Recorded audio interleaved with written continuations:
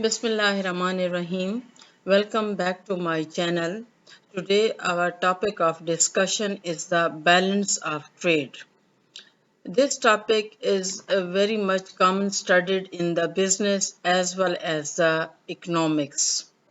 ये जो टॉपिक मैंने बैलेंस ऑफ ट्रेड का आज चूज़ किया है आपके साथ डिस्कशन के लिए, ये बड़ा कॉमनली यूज़ होता है ट्रेड में भी और बिजनेस में भी। और बैलेंस ऑफ ट्रेड का वर्ड आप कॉमनली न्यूज़ में भी सुनते हैं। तो हम देखते हैं कि इसका सेंट्रल आइडिया और बेसिक कॉन्सेप्ट क्या है।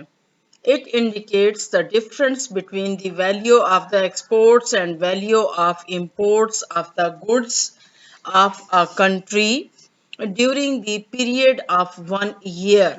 बैलेंस ऑफ ट्रेड में हम एक्सपोर्ट्स और इंपोर्ट्स का डिफरेंस ले रहे हैं, वैल्यूज का, क्वांटिटी का नहीं।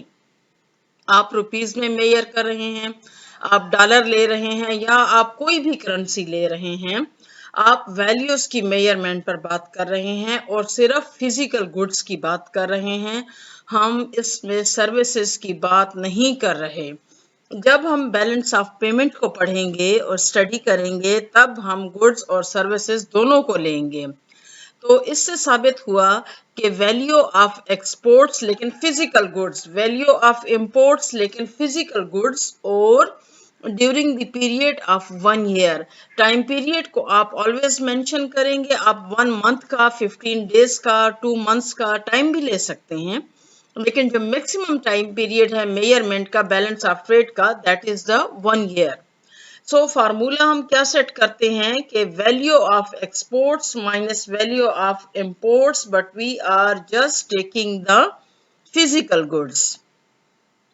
नेक्स्ट जो हम कॉमनली डिस्कस करते हैं बैलेंस ऑफ ट्रेड में कि हमने वैल्यू ऑफ इंपोर्ट्स भी ली, वैल्यू ऑफ एक्सपोर्ट्स भी ली, उनका डिफरेंस भी देख लिया। तो क्या ये पॉजिटिव था, अच्छा था या बुरा था? तो in case of favourable balance of trade, the value of commodity goods exports exceeds the value of commodity imports, then result will be positive।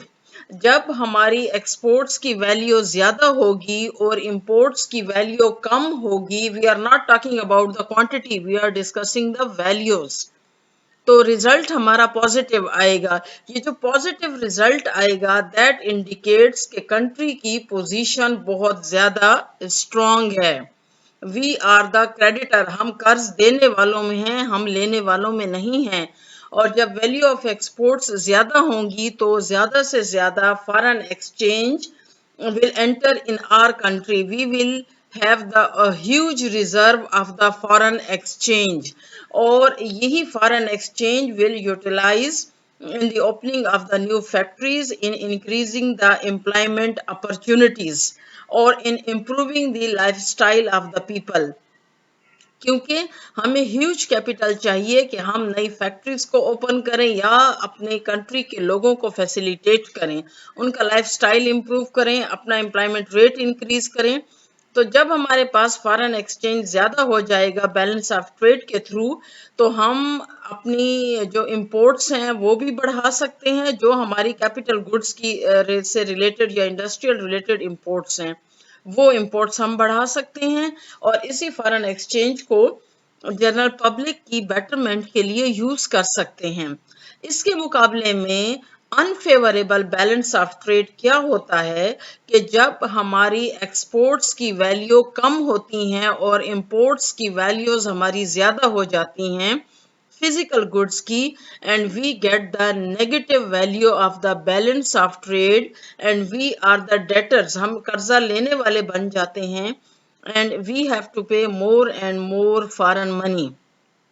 Pakistan की सिचुएशन को अगर आप देखते हैं तो पाकिस्तान का बैलेंस ऑफ ट्रेड पॉजिटिव भी रहता है, नेगेटिव भी रहता है। नेगेटिव ज्यादा होता है, इसकी वजह ये होती है कि हमारी इंपोर्ट्स बहुत ज्यादा हैं, और इंपोर्ट्स हमारी इंडस्ट्रियल गुड्स की ज्यादा नहीं हैं, बल्कि जो हमारी कंज्यूमर प्रोडक्ट्स हैं उनमें मेजर हमारी इंपोर्ट्स आती हैं।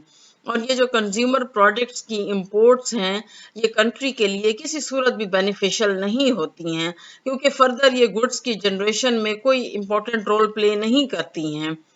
सो बैलेंस ऑफ ट्रेड उस वक़्त अनफेवरेबल होता है जब वैल्यू ऑफ इंपोर्ट्स हमारी ज़्यादा होती हैं एंड वी हैव टू पे more and more foreign exchange to buy the different goods outside the country.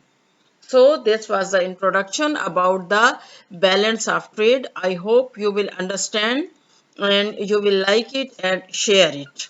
Thank you and Allah Hafiz.